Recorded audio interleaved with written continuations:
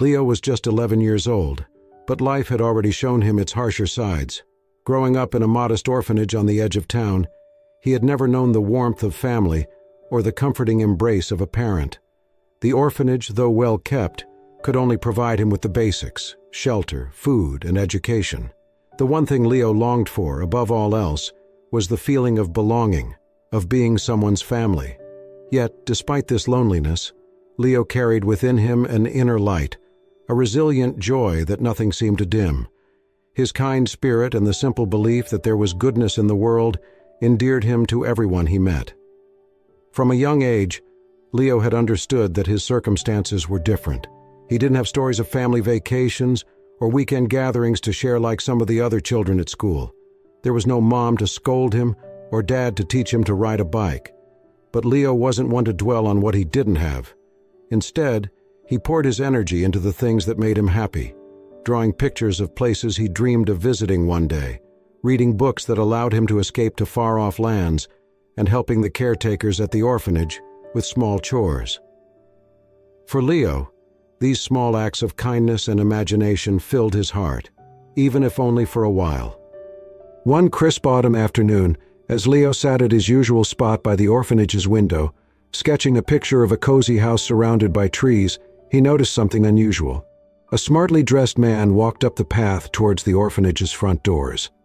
He wore a formal black coat, polished shoes, and carried a briefcase that gleamed in the sunlight. Leo had never seen anyone quite like him at the orphanage. Curious, he continued watching as the man spoke briefly with the head caretaker, Mrs. Jenkins, who then glanced over in Leo's direction. A few moments later, she called for him. "Leo, dear, there's someone here who wants to speak with you," Mrs. Jenkins said softly, her face showing a hint of surprise and uncertainty. Nervously, Leo walked towards the visitor, his small, worn shoes echoing on the orphanage's tiled floor. As he approached, the man gave him a warm smile, one that seemed both kind and measured. "Hello, Leo," the man greeted, his voice deep but gentle. "My name is Mr. Perkins. I'm here on behalf of someone who wishes to meet you." Leo's eyes widened with curiosity. "Meet me?" he asked, his voice filled with innocent wonder. "Who would want to meet me?" Mr. Perkins chuckled softly, understanding the child's confusion. "It seems that your grandfather has been looking for you, Leo," he said, watching the boy's reaction closely, "and he would like to invite you to dinner tomorrow evening." A whirlwind of thoughts and questions flooded Leo's mind. A grandfather? He had never known he had family at all, let alone someone who wanted to meet him. The orphanage staff had only ever told him that his parents were no longer with him, and no other family members had come forward in all these years. And now, out of the blue, a grandfather wanted to have dinner with him. Leo's heart raced with a mixture of excitement and nervousness. Part of him felt thrilled. This could mean he wasn't truly alone in the world, that he had someone out there who cared for him. But another part of him couldn't help but feel wary. Why now? Why had this grandfather never come for him before? And what kind of person was he? Seeing the apprehension on Leo's face, Mr. Perkins continued, "I understand this might be a lot to take in, but I assure you, your grandfather is very eager to meet you. He's arranged a special dinner at a nice restaurant in town.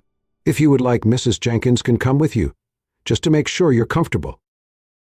Leo glanced at Mrs. Jenkins, who offered him a gentle nod of encouragement. She had been like a mother to him in many ways, always guiding and supporting him with love and kindness. Her reassuring smile told him that this was a moment he should embrace, an opportunity to connect with someone he had never known, but who might mean something important.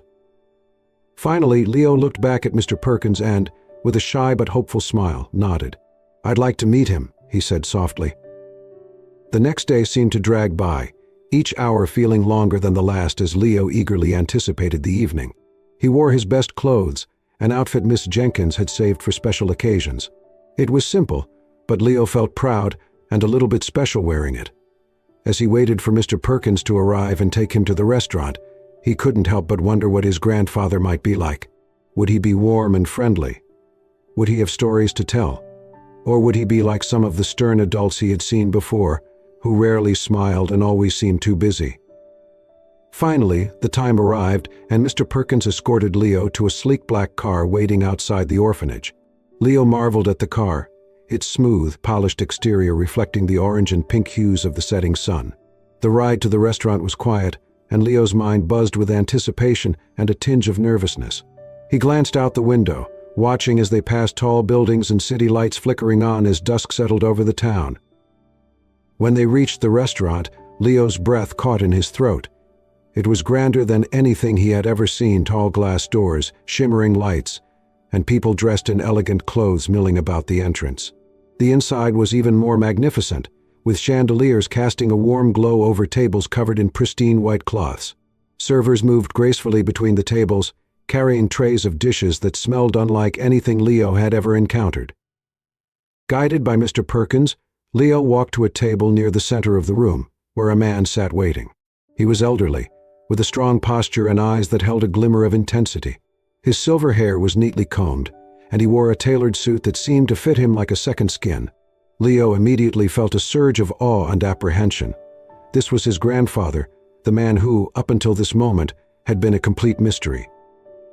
As Leo approached, the man looked up, his eyes meeting Leo's with a mixture of curiosity and something else that Leo couldn't quite identify. Was it regret? Sadness? Leo couldn't tell, but the look lingered in his mind as he sat down, feeling small and unsure under his grandfather's steady gaze. "Hello, Leo," the man greeted, his voice deep and measured. "I'm Roger, your grandfather." Leo swallowed, managing a small nod. "Hello, sir," he replied, his voice barely a whisper. For a moment they sat in silence, each unsure of how to bridge the gap between them. Leo felt a pang of disappointment. He had imagined that meeting his grandfather would be filled with warmth and excitement, but instead, it felt distant, almost cold. He tried to think of something to say, but no words came. Just then, the server approached to take their order, breaking the tense silence.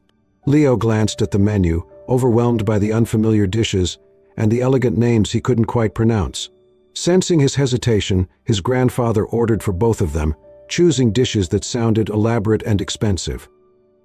As the server walked away, Roger looked back at Leo, attempting a small smile. "I thought it was time we met," he said, his tone neutral, as though he were discussing business rather than family. Leo nodded again, still too uncertain to speak. He could feel the distance between them, and a small part of him wondered if he was somehow disappointing his grandfather. But he clung to the hope that, by the end of the evening, this stranger who was his grandfather might just be the family he had always dreamed of.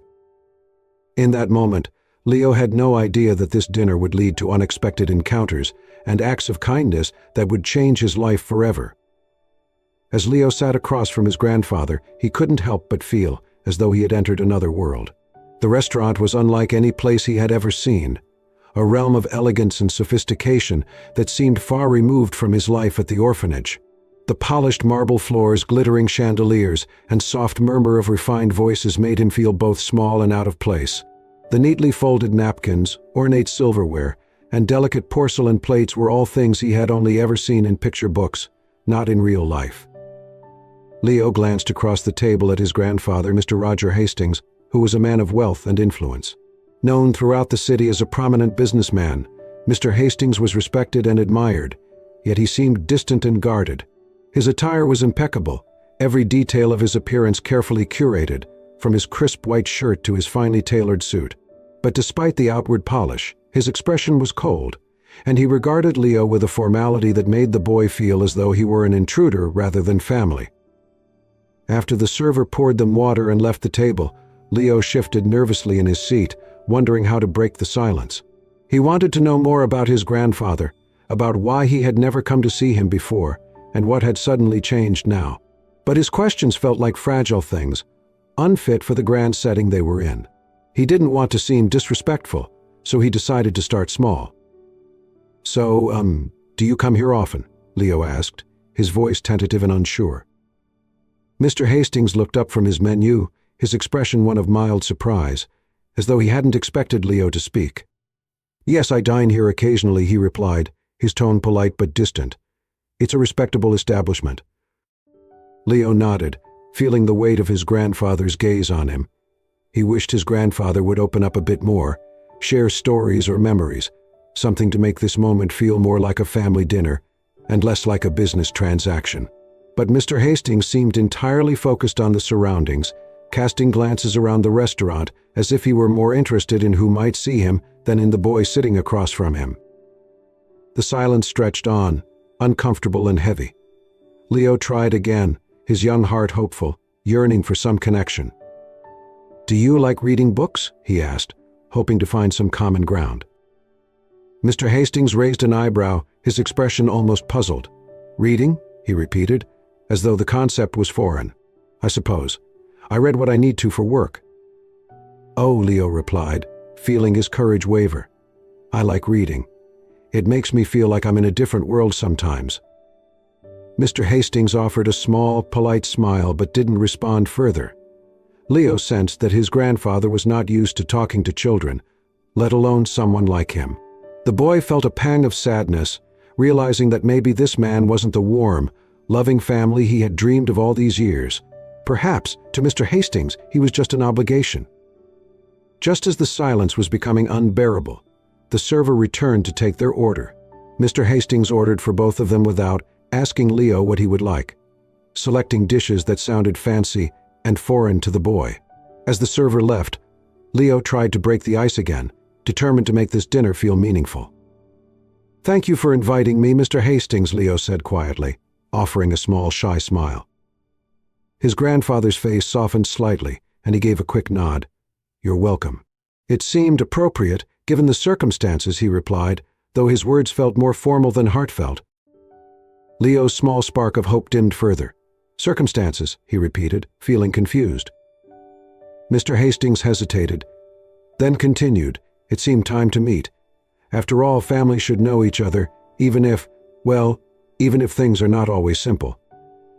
The way he spoke, as if they were discussing a business matter rather than a family reunion, made Leo's heart ache. He wanted to ask why his grandfather had never come to see him before, why he had waited so long to reach out. But he was afraid of seeming ungrateful, so he kept his questions to himself, choosing instead to take a sip of water to ease his nerves. The dishes soon arrived, each plate meticulously arranged with food that looked more like artwork than something to eat. Leo stared at his plate, unsure of where to start, as the food seemed both beautiful and intimidating. His grandfather, however, began eating with precise, practiced movements, his attention focused entirely on his meal. Sensing the awkwardness, Leo tried one last time to make conversation. "Do you have any stories about my mom or dad?" he asked, his voice barely above a whisper, but the longing in his tone unmistakable. Mr. Hastings paused, his fork hovering over his plate. For a brief moment, a shadow crossed his face, and he looked down, as if the question had touched on something painful. But just as quickly, his mask of composure returned, and he shook his head. "It was a long time ago, Leo," he replied. "Some things are better left in the past." Leo's heart sank, feeling the walls that separated him from his grandfather grow even higher. He had so many questions, so much he wanted to know about the family he had never known, but Mr. Hastings seemed unwilling to share any of it. Despite sitting together in this beautiful restaurant, Leo felt miles away from the man across the table. The fine food and elegant surroundings did nothing to fill the emptiness he felt inside. As Leo poked at his meal, he noticed a couple at the table next to them glancing over. They were an older couple, their eyes warm and friendly, and they offered him a small smile. Leo smiled back, feeling a flicker of comfort from the stranger's kindness. It was a small gesture, but it made him feel less alone in the grand, unfamiliar setting. The woman leaned over slightly, addressing Leo with a gentle tone. "You have a lovely smile, young man. Are you enjoying dinner with your grandfather?" Leo looked down, a bit embarrassed, but he nodded politely. "Yes, ma'am. Thank you." The couple exchanged a glance, sensing the underlying tension at the table. The woman smiled warmly at Leo again and said, "Well, you look very handsome tonight. I hope you're having a wonderful time." Her words brought a small, genuine smile to Leo's face. For a moment, he felt as though someone saw him, understood him, in a way that his grandfather had not. Mr. Hastings, noticing the interaction, cleared his throat, casting a slightly irritated glance at the couple before refocusing on his meal. But the woman's kindness had sparked something in Leo, and he felt a bit bolder. Gathering his courage, he looked across the table and said, "Mr. Hastings, I mean, Grandpa, what's it like to be you? To have a big house and all this, everything?" Mr. Hastings looked at Leo, taken aback by the innocent question. He hesitated, clearly uncomfortable with the sudden shift in conversation. "Well, it's busy," he replied stiffly. "There are always responsibilities." Leo nodded, absorbing his grandfather's answer. But as he looked around at the elegant surroundings, the quiet whispers, and the perfectly polished decor, he couldn't help but wonder if having all this truly made his grandfather happy. In Leo's mind, family meant warmth, laughter, and love, things he didn't feel at this table. As the dinner continued, Leo felt the weight of disappointment settle over him. His grandfather was here, yes, but it felt like they were worlds apart. Yet, amidst his disillusionment, the simple kindness of the strangers at the next table reminded him that family could sometimes be found in unexpected places, even if it wasn't always where one might hope. In that moment, Leo realized that tonight might not be the family reunion he had dreamed of, but as he exchanged a friendly smile with the strangers, he sensed that perhaps he was not entirely alone. As the evening continued, Leo grew increasingly aware of the awkward silence that lay heavy between him and his grandfather. Though they were seated close together, a gulf of unfamiliarity and reserve separated them. Leo's excitement about meeting his grandfather had gradually faded, replaced by the sinking realization that Mr. Hastings seemed more preoccupied with the formalities of their dinner than with getting to know his only grandson.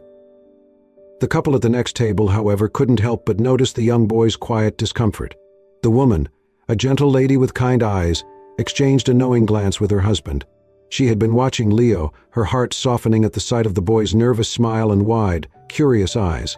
She saw how Leo tried to engage with his grandfather, only to receive short, detached responses that seemed to leave him more alone with each attempt. She could sense the boy's longing for connection and warmth, and her motherly instincts took over. Turning slightly in her chair, the woman caught Leo's gaze and offered him a warm smile. "Hello there, young man," she said gently, her voice filled with kindness. "That's quite a sharp outfit you've got on tonight. You look very handsome." Leo's face lit up, a genuine smile breaking through the cautious one he had been wearing all evening. "Thank you, ma'am," he replied shyly, glancing down at his shirt. He felt a rush of warmth at her compliment, a simple kindness that made him feel less out of place in the grand, unfamiliar restaurant. The woman leaned a bit closer, nodding toward his plate. "How's the food? I always find it a bit fancy here, don't you?" Leo giggled softly. "It's different," he said, not wanting to sound ungrateful but admitting, with a hint of relief, that he wasn't quite accustomed to the extravagant meal. Her husband chuckled and nodded in agreement. "You know, I think the same every time we come here," he said. "Some of this stuff looks too nice to eat." Leo laughed, his shoulders relaxing as he felt the warmth of their friendly conversation. For the first time that evening, he felt like he could be himself, not a stranger or a guest, but just Leo, a boy who enjoyed simple things and good company. Mr. Hastings looked over, clearly noticing the interaction. He maintained a polite but reserved expression, slightly irked by the interruption, yet something in him shifted as he observed how the couple's kindness brought a genuine smile to his grandson's face. Leo seemed more at ease with these strangers than he had been all evening with his own grandfather, and for the first time Mr. Hastings felt a pang of guilt mixed with curiosity. Why did it take others to bring out Leo's warmth? Why hadn't he been able to reach his grandson in the same way? As the conversation continued, a server approached their table to refill their water glasses. He, too, had noticed the quiet boy at the fancy table and couldn't help but feel a sense of empathy. While filling Mr. Hastings' glass, he nodded toward Leo with a soft smile. "Good evening, young man. I don't see guests your age around here often. You're quite the gentleman tonight." Leo beamed, grateful for the server's friendliness. "Thank you, sir," he replied, his face glowing with appreciation. The server, sensing an opportunity to bring some warmth to the moment, turned to Mr. Hastings with a thoughtful look. "You have a fine young man here, sir," he remarked. "Sometimes it's the smallest gestures, like these shared dinners, that make the biggest impact. These are the moments they'll remember most." The server's words struck Mr. Hastings unexpectedly. He had arranged this dinner thinking it would be enough simply to meet Leo and let him experience the grandeur of his lifestyle. But here, A stranger was subtly reminding him that relationships, especially those with family, required more than fine dining and polished gestures. They required heart, attention, and true connection. Mr. Hastings glanced at Leo, who was now speaking animatedly with the couple at the next table. The woman was sharing a funny story about her own son's first day at school, and Leo was laughing, his eyes bright and his posture relaxed. The laughter, the camaraderie, the natural warmth, they were things Mr. Hastings had not considered important. But watching his grandson, he began to see that these were the things that truly mattered to the boy. For the rest of the evening, the couple continued to include Leo in their light-hearted conversation.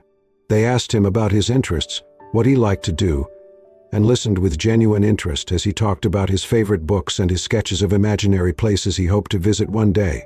Their laughter and warmth filled the gaps his grandfather's reserved silence had left, and Leo's nervousness gave way to a happiness that felt rare and precious. At one point, the woman looked at Leo and said, "You have a bright spirit, Leo. I can see it in the way you smile, the way you talk. Don't ever let go of that light, okay?" Leo nodded, feeling his heart swell with gratitude. Her words were a gentle reminder that he had something special within him, something that no amount of wealth or luxury could buy. Mr. Hastings, observing all of this, found himself unable to ignore the impact these strangers had on his grandson. He realized that their kindness, simple and sincere, had achieved something he hadn't managed all evening.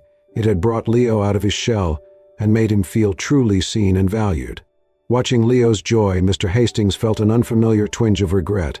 In his quest for success, he had distanced himself from the things that brought genuine connection.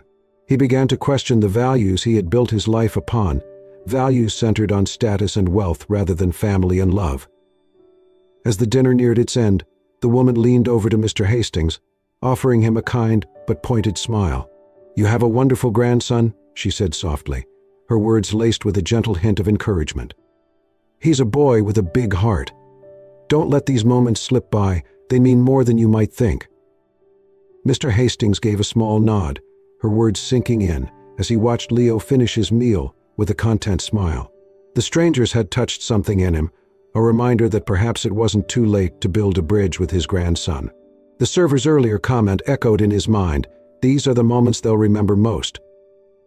A wave of realization washed over him. For years he had placed his worth in his achievements and wealth, viewing relationships through the lens of transactions and value. But sitting here, watching his grandson interact so joyfully with strangers, Mr. Hastings felt his heart soften. Perhaps this boy was teaching him something he hadn't been willing to learn before, that family love and the act of simply being present were the greatest riches one could possess. He cleared his throat, breaking the momentary silence between them. "Leo," he began, his voice warmer than it had been all evening, "I'd like to hear more about those places you draw. Maybe we can see them together one day?" Leo looked up, surprise lighting his face. For the first time that night, he saw a softness in his grandfather's eyes, a gentleness that had been hidden beneath layers of formality and reserve. It was an offer, a glimmer of connection, and Leo's heart swelled with hope. "I'd like that," Leo replied, his voice barely more than a whisper, but filled with gratitude. As they left the restaurant that night, Leo felt a newfound warmth between himself and his grandfather. Mr. Hastings, with the quiet wisdom he had gained from observing the stranger's kindness, walked with Leo by his side, feeling as though he had taken the first steps toward a genuine bond. Unknowingly, the kindness of strangers had become the spark that opened a new chapter in their relationship, revealing that true wealth was measured not by riches, but by the love and memories one left behind. As the dinner conversation continued, the warmth and encouragement from the nearby strangers began to open Leo up in ways he hadn't anticipated. He felt more comfortable, his usual shyness replaced by a newfound confidence, sparked by their kindness. The couple listened intently, their smiles genuine and their interest real. And for the first time, Leo felt as if he had people who truly saw him. The man across the table, whom Leo learned was named Mr. Jacobson, asked him gently, "So, Leo, what's your story? You seem like a young man with a lot to share." Leo hesitated, his gaze shifting to Mr. Hastings, who nodded encouragingly, surprising him. Taking a breath, Leo began to speak, his voice quiet at first but growing stronger as he went on.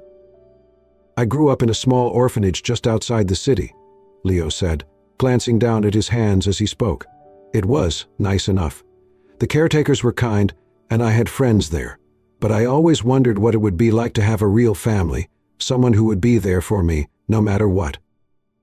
The couple listened with compassion, and Mr. Hastings found himself unable to look away. It was as if, for the first time, he was truly seeing Leo, not as a distant relative or obligation, but as a boy who had endured more loneliness than any child should. Leo continued, encouraged by their gentle expressions. "Sometimes I'd imagine that someone would come for me, that I'd wake up one day and I'd have a family waiting for me, a place where I really belonged." His voice cracked slightly, and he gave a small, awkward laugh to cover it. "I guess that sounds silly." But Mrs. Jacobson shook her head firmly, her own eyes glistening. "No, Leo, it doesn't sound silly at all. Wanting a family, a place to belong, is something everyone deserves." At her words, Mr. Hastings felt a wave of realization wash over him. The superficial distance he had held from Leo, the idea that simply providing a dinner in a fancy restaurant could bridge the gap, felt painfully shallow in this moment. He had thought that showing Leo the luxury he lived in could somehow create a connection, but he was realizing how misguided that notion had been.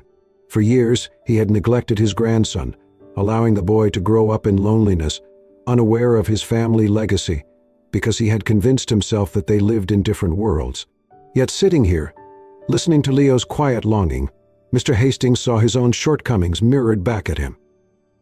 Leo looked down at his hands, his face flushed, and continued. "I used to draw pictures of families, places I imagined I could call home," he said softly, almost to himself.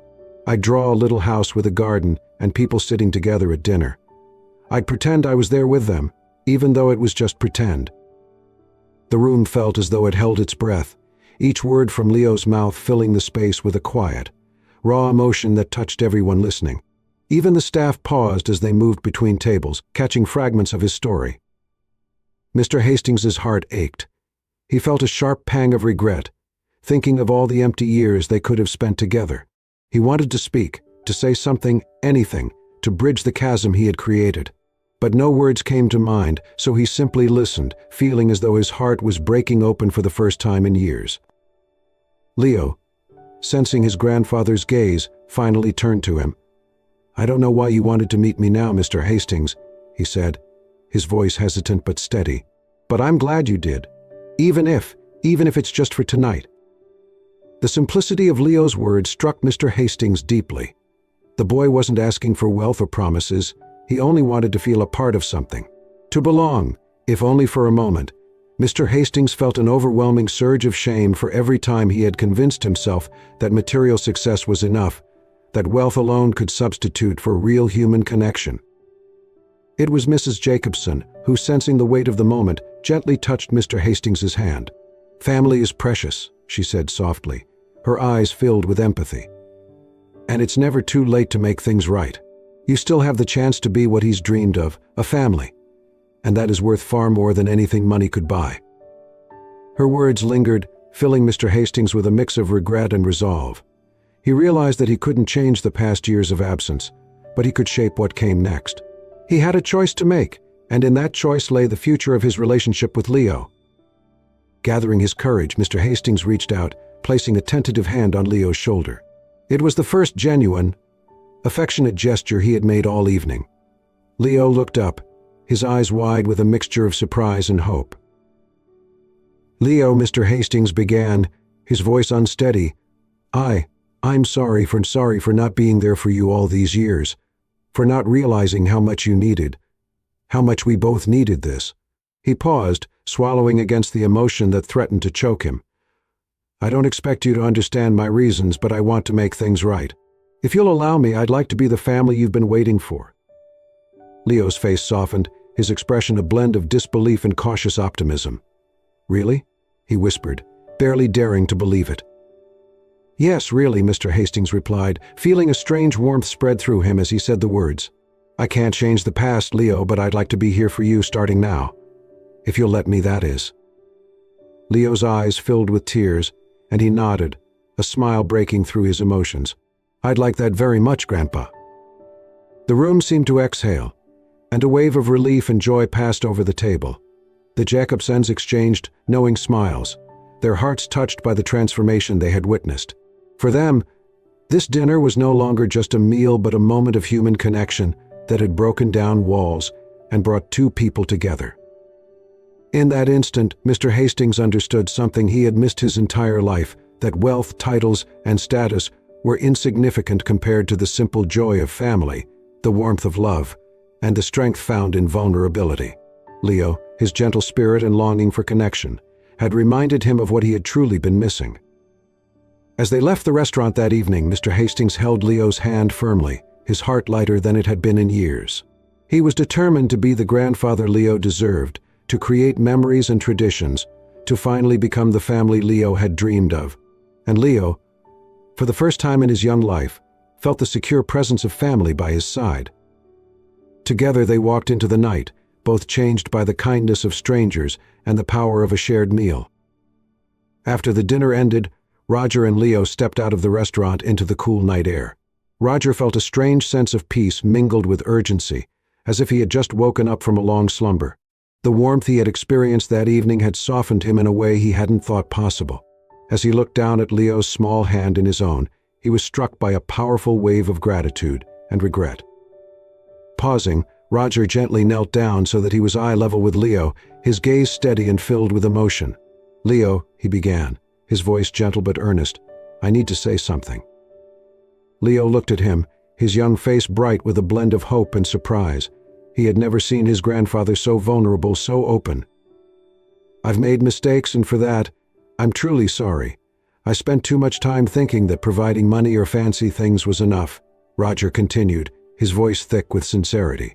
"But tonight, you showed me what I've been missing. You've given me something far more valuable than any of that, a chance to be a real family." Leo's heart swelled, his eyes shining with both disbelief and gratitude. This was the moment he had longed for, and it was more beautiful than he had dared to imagine. Roger continued, his own eyes misty. "If you'll let me, I'd like to be there for you from now on. I want to be the grandfather you deserve.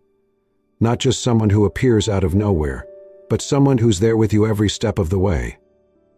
Leo could barely contain his joy, and without another word, he threw his arms around Roger, embracing him with all the warmth he had kept bottled up for so long. Roger, in turn, wrapped his arms around Leo, holding him close and feeling a sense of belonging that transcended any material wealth he had accumulated over his lifetime. As they pulled back, Roger placed his hand on Leo's shoulder, his gaze filled with a newfound sense of purpose. "Let's build some memories together, Leo," he said with a gentle smile. "Just you and me. We'll do things that matter, not just for us but for others too." From that moment on, Roger and Leo embarked on a journey to become not just family by blood, but family by heart. Roger took Leo on trips to places he had only ever read about in books. They went fishing at the lake, hiked in the mountains, and on rainy days, they stayed in, playing chess or simply talking about life. They filled the days with laughter, small traditions, and countless memories, the kind that Leo had dreamed of all his life. But their connection didn't stop there. Inspired by Leo's openness and compassion, Roger suggested that they could do something to help other children who were just like Leo had been, alone and wishing for love. Together they began volunteering at local orphanages, donating not just money but their time and energy. They read stories to the kids, played games with them, and listened to their hopes and dreams. Through these acts of kindness, Leo and Roger's bond deepened, and Roger found a new joy in life, a purpose beyond himself. With Leo by his side, he began to understand that love and generosity, not money or status, were the true measures of a fulfilling life. Roger's once empty heart now overflowed with gratitude and pride for his grandson, and he cherished every moment they spent together. Years passed, and as Leo grew older, the bond he shared with his grandfather only grew stronger. Roger watched with pride as Leo blossomed into a compassionate young man, confident and driven by a desire to give back to the world. Their experiences together shaped both their lives, leaving them with a legacy of love that would be remembered by everyone they had touched. In the end, Roger understood that his true wealth was not the material fortune he had amassed, but the love and memories he had cultivated with Leo. The fancy restaurants, the luxury cars, and the grand estate faded in significance, replaced by the simple joy of knowing he had been there for his grandson. The story concludes with Roger and Leo standing side by side at one of the orphanages they often visited, surrounded by children whose faces were alight with laughter and hope. Roger looked at Leo, his heart full, and smiled. They had created a life of meaning and purpose together, one rooted in the love they had found in each other and shared with the world. In that moment, Roger knew he had finally found the family he had always wanted, the legacy that mattered most. And as they walked away hand in hand, he felt a peace he hadn't known in years, a peace that came from knowing he had chosen love, and that he would carry that love forward with Leo, touching countless lives and changing his own in ways he had never imagined. Thank you for watching this heartfelt story of love, family, and second chances. Through Leo and Roger's journey, we're reminded that true wealth comes not from riches but from the bonds we create and the lives we touch. If this story resonated with you, please give it a thumbs up and share your thoughts or experiences in the comments below. Don't forget to subscribe for more stories that reveal the power of kindness and human connection. Tap the bell icon so you never miss a story that might just warm your heart and brighten your day.